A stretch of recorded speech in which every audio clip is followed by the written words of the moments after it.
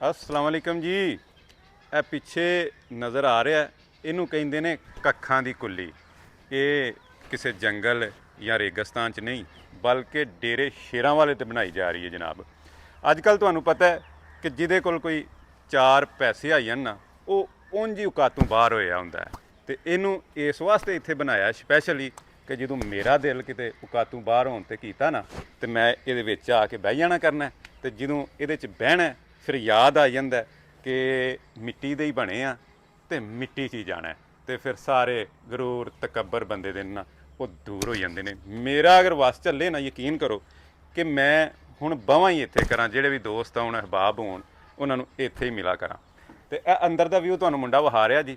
ਅੱਗੇ ਮੇਰਾ ਜ਼ੇਨ ਇਹ ਸੀ ਕਿ ਅੰਦਰੋਂ ਇਹਨੂੰ ਜਦੀਦ ਫਰਨਿਸ਼ ਕਰ ਦਈਏ ਤਾਂ ਕਿ ਬਾਹਰੋਂ ਇੱਕ ਅੱਖਾਂ ਦੀ ਕੁੱਲੀ ਲੱਗੇ, ਅੰਦਰ ਜਿਹੜਾ ਵੇਖੇ ਉਹ ਇੱਕ ਵਾਰੀ ਹੈਰਾਨ ਹੋਈਏ ਕਿ ਅੰਦਰ ਕੀ ਚੀਜ਼ ਹੈ। ਲੇਕਿਨ ਹੁਣ ਤੁਸੀਂ ਦੱਸਣਾ ਕਿ ਇਹਨੂੰ ਅੰਦਰੋਂ ਵੀ ਦੇਸੀ ਰੱਖੀਏ ਜਾਂ ਅੰਦਰੋਂ ਇਹਨੂੰ ਜਦੀਦ ਕਰ ਦਈਏ। ਤੁਹਾਡਾ ਜਿਹੜੇ ਵੀ ਜ਼ਿਆਦਾ ਮਸ਼ਵਰੇ ਆਏ ਉਹਦੇ 'ਤੇ ਇਨਸ਼ਾ ਅੱਲਾਹ ਤਾਲਾ